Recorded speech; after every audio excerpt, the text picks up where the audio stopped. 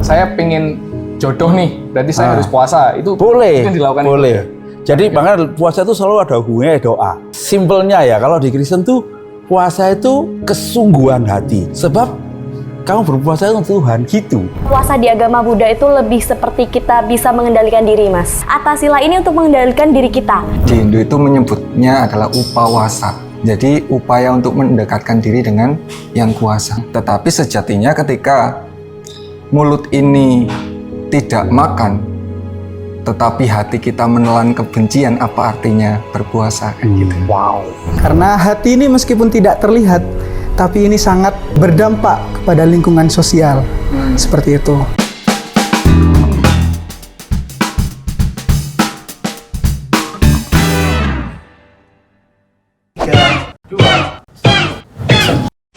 Selamat siang Times Lover, balik lagi di kita ada di acara moderasi dalam obrolan, satu meja, 6 cerita, 1000 makna. Di sini sudah ada teman-teman yang saya tunggu-tunggu sebenarnya, soalnya saya juga banyak penasaran, Pak.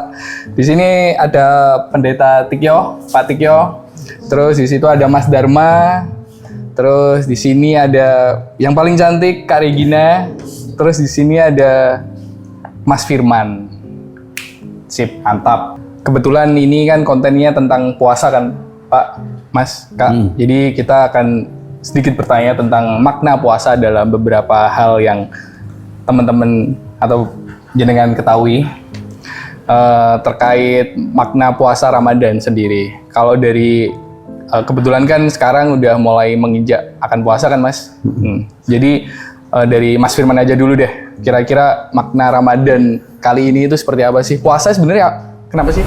Baik, terima kasih Mas. Sebelum kita masuk di makna daripada puasa sendiri ya dalam Islam, yang mana puasa yang saya tahu dari kecil kita udah terdistract di pikiran kita. Puasa itu menahan lapar dan minum, tidak makan dan tidak minum, betul ya?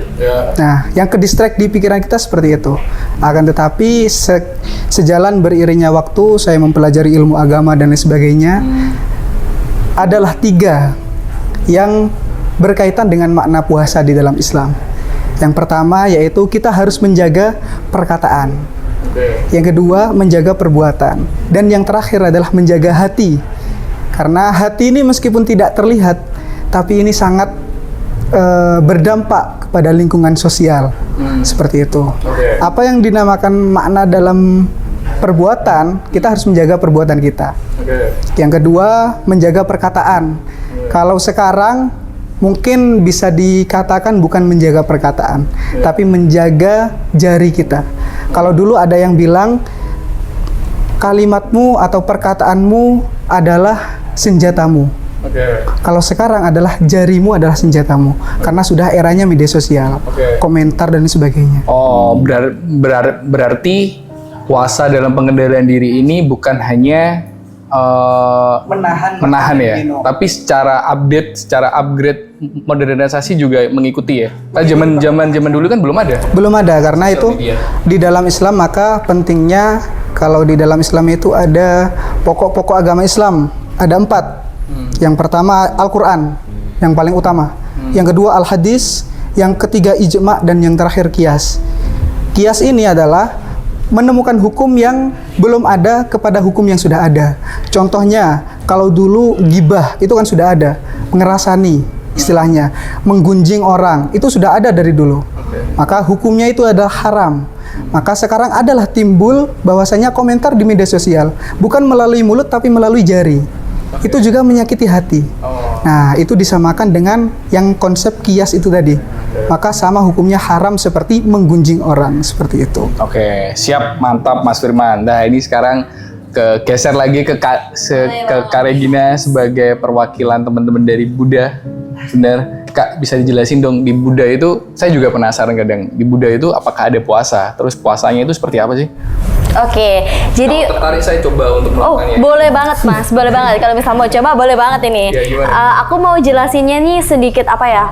Mungkin lebih simpelnya aja ya, that simple. That simple. 1+1. Oh enggak, 11 kali 11 enggak Mas ya. Jadi kalau di Buddha itu sebenarnya ada Mas puasanya. Jadi kita sebagai umat biasanya kita itu nyebutnya sebagai atasila.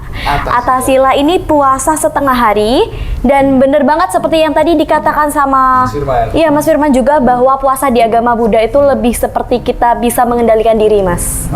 Jadi fokus dari tujuan dari agama Buddha itu sepengetahuan saya bahwa atasila ini untuk mengendalikan diri kita. Bagaimana kita bisa menahan mungkin dahaga kita dan lain sebagainya itu, tetapi kita juga perlu mengendalikan diri kita. Karena itu kan sudah basic penting banget ya dalam kehidupan ya. Kalau kita mengendalikan diri, bagaimana kita bisa lebih positif lagi menjadi pribadi, itu yang lebih balance-kan di agama Buddha dalam puasa tersebut. Nah, kalau puasa itu kan pasti kan ada kita tidak boleh makan dan tidak boleh minum kan? Apa di Buddha juga itu?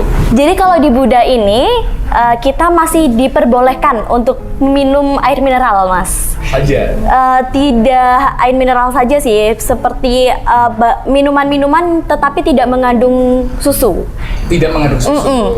Jadi di Buddha sih lebih seperti itu, bukan yang benar-benar kita tidak makan sama sekali atau tidak minum sama sekali. Kita ada nanti beberapa jam, di jam-jam tertentu kita juga ada arahan untuk makan, tapi kita juga kalau semasa puasanya itu kita bisa minum air mineral sih Mas. Itu di jam-jam berapa? Nah kalau di jam-jam itu sepengetahuan saya ini Mas ya, izin dulu, takut salah ini, izin. Nah jadi kalau di Buddha kita itu biasa ada makan di jam 11 siang. Mas. Iya. Oh, boleh makan. Boleh makan. Jadi setelah itu baru kita ada puasa yang untuk mengendalikan diri itu, dan juga kita bisa minum mineral kayak gitu.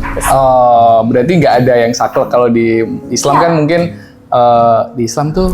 Ini menarik sih sebenarnya Mas tadi. Yang katanya mbaknya itu di jam 11 boleh makan. Nah, bahwasanya di Islam sebenarnya ini jokes saja ya. Jadi di Islam itu anak kecil untuk melatih puasa yaitu puasa beduk. Kata orang Jawa, puasa setengah hari. Sebenarnya dalam Islam tidak ada puasa setengah hari. Puasanya full, mulai dari subuh, terbitnya fajar sampai terbenamnya matahari. Tapi karena mungkin untuk melatih, maka dari itu puasa setengah hari. Jadi hampir mirip, tapi itu tidak ada di ajaran, cuman untuk melatih seperti itu.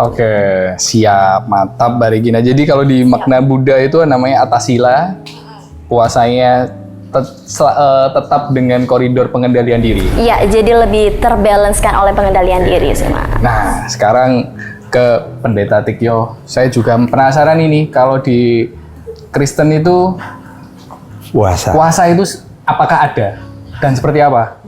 Kalau di Kristen tuh ada puasa. Karena di ajarannya di Alkitab banyak puasa ya. Tapi gini, simpelnya ya, kalau di Kristen tuh puasa itu jadi pribadi, bukan kelompok gitu. Itu gimana? Jadi kalau di Alkitab tuh rasanya cuma ada satu perintah berpuasa itu cuma 1 hari, yaitu hari perdamaian. Nah, setelah itu puasa-puasa yang lain, jadi ada Esther itu berpuasa, Tuhan itu sendiri berpuasa, Musa berpuasa, Daniel berpuasa. Tapi masing-masing gitu. Nah terus pribadi. Jadi mulai tidak kelompok. Ya, kalau di Kristen itu kalau setahu saya itu puasa itu lebih ke arah kesungguhan hati. Jadi misalnya saya lagi berdoa untuk sesuatu, misalnya untuk negara kita lagi ada masalah, lalu bersungguh-sungguh lah, kesungguhan itu menuntut kita untuk puasalah. Dalam arti tahan lapar itu untuk sebuah gitu, karena kamu sedang minta sesuatu pada Tuhan. Jadi sehingga Tuhan itu ngomong gini nih, kalau kamu puasa, minyailah rambutmu. Nggak usah orang lain tahu kamu puasa. Sebab kamu berpuasa untuk Tuhan gitu. Jadi puasa itu jadi private banget gitu. Iya, itu kayak saya pengen jodoh nih, berarti saya harus puasa. Itu boleh. Itu dilakukan. Boleh. Jadi makanya puasa itu selalu ada hubungannya doa. Jadi kesungguhan nih itu. Nah itu. Nah, tapi tata caranya gimana itu Pak Tikyo? Boleh makan kah atau boleh minum atau gimana? Iya, umumnya puasa itu menahan lapar ya. Umumnya ya. Bahkan saya nggak tahu bagaimana tuh caranya, tapi ada cerita tentang orang tuh bisa 40 hari 40 malam. Artinya benar-benar nggak makan gitu kan. Nggak tahu apakah waktu itu minum ya, nggak jelas. Cuma memang nggak ada aturan tertentu gitu. Yang ada tuh 1 hari itu yang di Alkitab itu 1 hari yang Tuhan ajarkan sebelum hari pendamaian ada berpuasalah kamu. Itu jadi betul-betul kayak seluruhnya gitu ya. Tapi cuma kayak gitu, jadi dari subuh sampai malam. Udah gitu aja. Tapi yang lain itu bebas gitu. Tergantung kekuatanmu dan niatmu. Berarti puasa yang dimaksud Pak Tekyo itu adalah puasa yang tidak ada, maksudnya tidak ada agenda di bulan-bulan tertentu. Tidak ada. Tidak ada. Nah kalau di kalangan teman-teman ortodok gereja Katolik yang mungkin enggak dari teman Katolik boleh mewakili sedikit, mereka itu melakukannya itu sebelum Paskah ini. Ada 40 hari sebelum Paskah itu mereka ada namanya Prapaskah, itu masa sengsara, pokoknya mengingat Tuhan sebelum disalib. Nah itu mereka biasanya melakukan 40 hari lah. 40 hari itu mereka boleh berpantang namanya. Nah pantangnya bebas. Jadi misalnya mau kayak saya mau enggak makan dari pagi saya malam, boleh gitu. Atau saya enggak mau ngomong jelek, boleh. Pokoknya kamu berpantang dalam 40 hari itu menjaga dirimu begitu. Kalau kayak ya contoh sederhana kayak saya gini ya. Saya ini pengopi nih. Pengopi sejati. Jadi pagi minum kopi. Jadi kalau saya pas pantang tuh saya biasanya 40 hari berhenti ngopi gitu ya. Gitu. Itu bisa dikatakan puasa. Betul, karena menahan dirinya itu loh. Iya. Tapi dalam arti saya mau menahan diri deh. Gitu ya. Ya memang 3 hari 4 hari pertama itu kayak orang mabuk gitu. Iya. Tapi setelah itu ya kayak teman-teman puasa kan gitu ya. Terbiasa. Beratnya itu awal-awalnya aja gitu. Iya. Nah kayak gitu. Siap, Pak Tekyo. Berarti bebas. Kalau di Kristen sendiri puasa itu adalah makna untuk pribadi. Betul. Jadi itu menunjukkan kesungguhan. Biasanya kesungguhan atau tentang kesedihan. Kayak misalnya Daud itu pernah puasa karena anaknya sakit. Kalau dia 7 hari 7 malam enggak makan, enggak minum, dia berdoa, Tuhan sembuhkanlah anakku. Akhirnya anaknya meninggal gitu kan. Ketika anaknya meninggal, pegawainya bingung. Waduh, ini anaknya hidup aja dia enggak mau makan daun. Anaknya mati piye nih gitu. Tapi kita jauh denger udah mati ya, udah mati. Langsung dia mandi, makan gitu. Karena itu waktu itu adalah kesungguhannya itu loh. Maka dia melakukan itu. Jadi kamu gitu. Maknanya adalah kesungguhan. Iya, kesungguhan. Mantap. Berarti di Kristen udah jelaskan sama Pak Tekyo, puasa itu adalah untuk hak pribadi, untuk permintaan doa. Dan doa itu untuk ke Tuhan gitu. Tuhan. Jadi sampai Tuhan bilang kalau kamu puasa, enggak usah orang lain tahu gitu. Gitu ya. Siap Pak Tekyo. Jadi yang dimaksud Pak Tekyo adalah puasa itu adalah bentuk pribadi sama Tuhan. Permintaan doa. Mungkin kayak tirakat mungkin gitu ya. Iya, bisa gitu. Kayak kita minta apa dan lain-lain. Iya, betul. Nah, ini geser ini ke Mas Dharma. Mas Dharma yang dari tadi ngeliatin saya ya. Iya. Gimana Mas Dharma? Kalau di Hindu sendiri kira-kira puasa itu dimaknai seperti apa sih? Ya, jadi dalam Hindu Mas Wawa, jadi kalau pertanyaannya adalah puasa, di Hindu itu menyebutnya adalah upawasa. Upawasa dalam bahasa Sanskerta artinya upa itu dekat, wasa itu tinggal atau kuasa. Jadi upaya untuk mendekatkan diri dengan yang kuasa, yaitu Tuhan itu sendiri.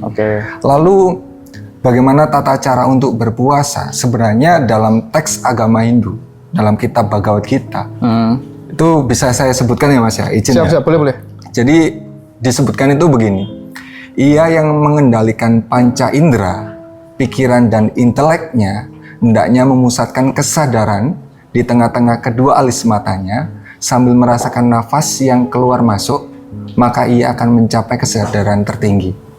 Jadi upawasa ini adalah tata laku Mas, latihan untuk bagaimana bisa mengendalikan daripada lahiriah.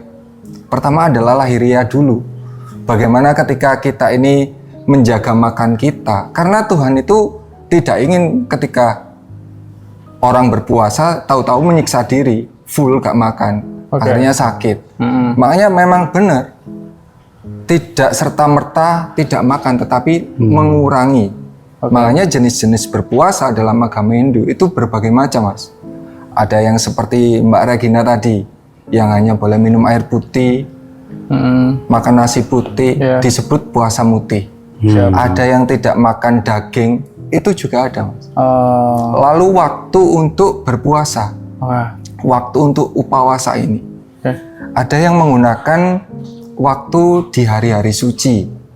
Seperti yang paling umum kita ketahui itu ada nyepi.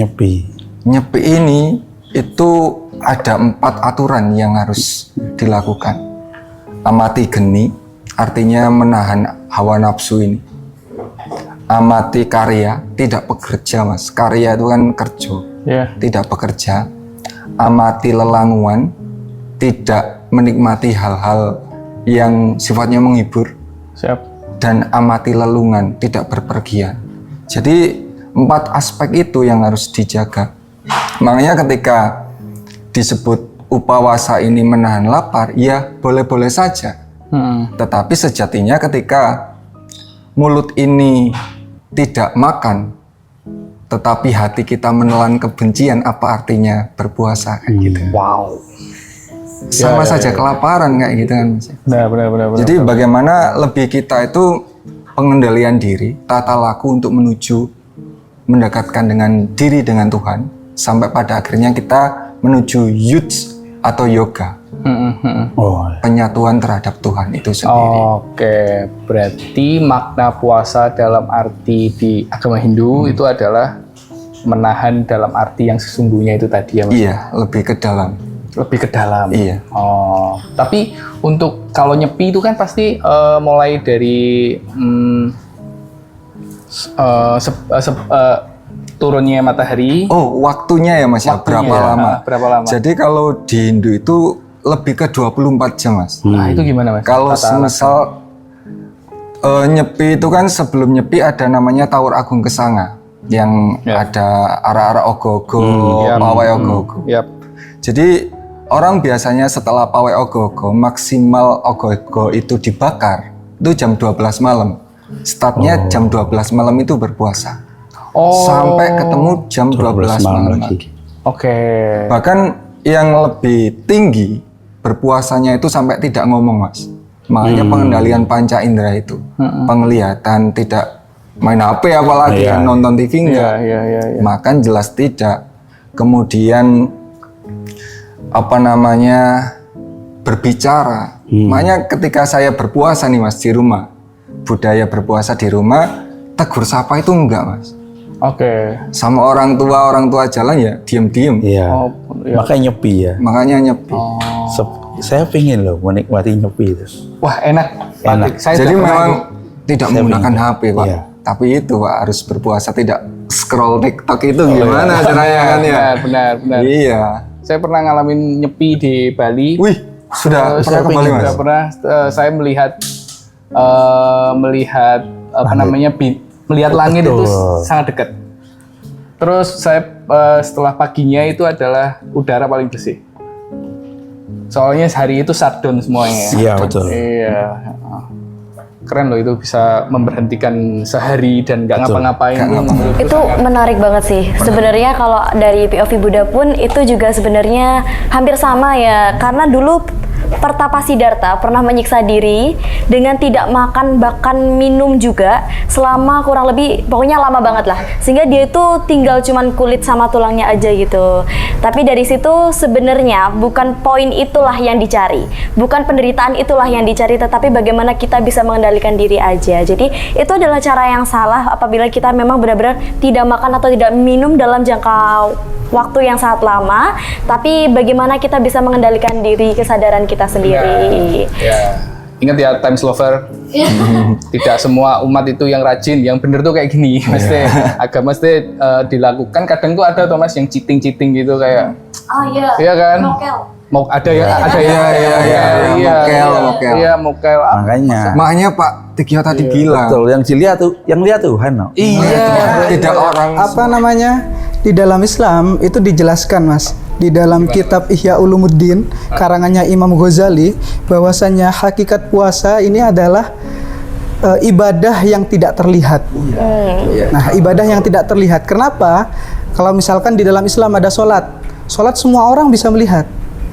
Terus ada zakat, semua orang bisa melihat dan lain sebagainya. Kalau puasa, bahwasanya yang melihat adalah antara individu dan Tuhannya. Nah, itu di Islam di kitab Ihya Ulumuddin itu dijelaskan. Karangan Imam Ghazali, yang mana Imam Ghazali ini adalah salah satu ulama yang berpengaruh sampai saat ini, yang menjadi rujukan bagi umat Islam seperti itu. Oh, berarti harus di per individunya sendiri ya sebenarnya ya, Mas ya. Berarti kalau mau buka terus kita bikin Instastory itu berarti salah itu ya? Bukan salah. Bukan salah, itu kan Motivasinya gitu. Iya. Buka puasa hari pertama nih. Kadang bukan buka puasa aja, kadang kita ngepap tarawih hari pertama nih. Kadang kita waktu tadarus kita ngepap Al-Qur'an, tadarus hari pertama nih, dayuan.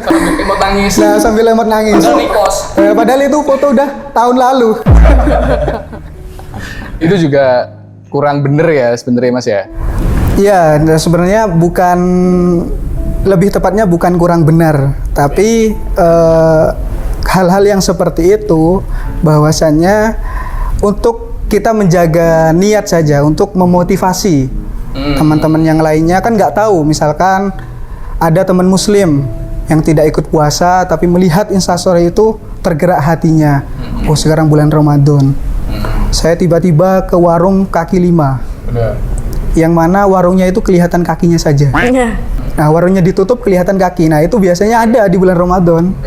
Nah, seperti Benar-benar. Terus apa hukumnya, Mas, orang yang jam 12 siang ngepap es degan pakai susu terus dibikin story biar teman-teman ngelihat, oh itu enak, terus aku mokel kan juga. Nah, itu yang harus kita hindarin bersama ya, Mas. Karena sebenarnya kalau dalam hukum Islam itu tidak ada yang spesifik membahas terkait hal itu. Tapi kita hindarin saja karena hakikat dalam Islam berpuasa sendiri yaitu menjaga perbuatan kita. Jadi jangan sampai, ini dijelaskan dalam fikih sosial, Mas ya. Di Islam itu ada fikih sosial, ada fikih ibadah dan lain sebagainya. Di fikih sosial dijelaskan bahwasanya kita harus menjaga hablum minallah dan hablum minannas. Apa itu? Hablum minallah itu urusan kita kepada Allah. Terkait puasanya kita ya udah kepada Allah. Tapi hablum minannas, kita harus menghargai sesama umat muslim atau sesama umat beragama yang lainnya. Misalkan kita berpuasa, kita ngepap di jam 12 siang, es teler misalkan. Kan itu kan hablum minannasnya tidak menghargai umat yang berpuasa. Jadi dua hal ini harus kita jaga bersama. Bukan hanya hablum minallah, tapi hablum minannasnya juga harus kita jaga. Kerukunan untuk sesama umat manusia. Saya sepakat itu, Mas. Katanya Mas Firman itu. Gimana itu, Kenapa Mas? harus bisa menjaga dengan sesama manusia selain daripada Tuhan? Di Hindu itu juga ada ajaran yang namanya pawongan. Trita Karana itu salah satunya adalah pawongan. Wong itu kan orang, jadi bagaimana menjaga supaya hubungan ini harmonis, Mas. Makanya ketika nyepi, Oh iya. saya kan wakir, Mas, rumah saya kan. Warga pinggir. Warga pinggir. Iya. Benar. Tapi adem, Mas. Oh, ya, iya. adem. Iya, Mas, ya, Mas. Ketika nyepi dan lampu ini kan mati total. Ya. Saudara yang muslim itu tahu kalau saya nyepi, makanya nggak sampai Kulon Nuwun itu enggak, Mas. Oh iya? Nggak sampai, Mas. Karena Mas Dharma ini akan nyepi selama 24 jam. Oh, jadi tetangga ini nggak sampai Kulon Nuwun untuk bertamu, enggak, Mas. Nah, Karena sudah tahu itu namanya moderasi gitu kan, Mas. Ya? Moderasi, benar. Ya, benar itu, Mas. Semoga bisa buat contoh juga kalau ternyata toleransi itu juga harus paling tinggi daripada semuanya sih kalau menurut saya. Nah, terus bisa dijelasin nggak sih, Mas? Kalau di Islam itu kan puasa selama 30 hari, setelah itu kan ada lebaran tuh. Itu maknanya apa sih? Makna daripada sebenarnya itu bukan lebaran ya, Mas. Jadi bukan hanya lebaran saja, tapi ada tiga bulan. Yang pertama Rajab, yang kedua Sya'ban, yang ketiga Ramadan, dan yang terakhir adalah lebaran, yang mana lebaran Idul Fitri adalah hari kemenangan. Jadi mulai dari Rajab ini adalah bisa diibaratkan kita menanam. Bulan Rajab sudah kita lewatin, kita menanam. Di bulan Sya'ban, sekarang bulan Sya'ban, kita menyiram tumbuhan itu tadi. Ketika di bulan Ramadan, kita menikmati dengan cara berpuasa. Menikmatinya hasil tanaman kita. Maka dari itu, di bulan Lebaran, Idul Fitri, Syawal adalah hari kemenangannya. Hari kemenangan dari 3 bulan ini tadi. Dari Rajab, Sya'ban, dan Ramadan. Jadi makna hakikat daripada hari kemenangan atau Idul Fitri ini tadi, kita telah melaksanakan, kita telah melewati beberapa rangkaian yang telah mulai dari ibadah, mulai cara kita ibadah kepada Allah, mulai dari kita menjaga lingkungan sesama umat manusia, itu kita laksanakan bukan hanya di bulan Ramadan saja. Seperti itu. Maka dari itu, makna dari kemenangan itu ada di Idul Fitri. Oke, mantap. Nah, itu Times Lover. Tadi udah dijelasin juga beberapa makna terkait puasaan sama gimana untuk pengendalian diri. Terus dari Mas Dharma juga udah menjelasin di konteks Hindu, terus Pak Tiok juga udah menjelaskan dari konteks Kristen. Mas Firman juga udah menjelasin dengan konteks Islam, dan Mbak Regina udah menjelaskan dari konteks Buddha. Jadi mungkin saya bisa nyimpulin bahwa puasa itu adalah sistem pengendalian diri yang harus tahu itu hanya adalah Yang Maha Pencipta. Dan makna dari puasaan itu hampir semuanya sama, mungkin dengan pengendalian diri dan makna-makna untuk di puasaan sendiri itu. Jadi terima kasih Mas Firman, terima kasih Kak Regina, terima kasih Mas Dharma, terima kasih Pak Tiok. Semoga apa yang kita share, diskusikan, dan moderasi dalam obrolan ini supaya bisa diterima sama teman-teman dan masyarakat Indonesia. Jadi, terima kasih. Sampai jumpa.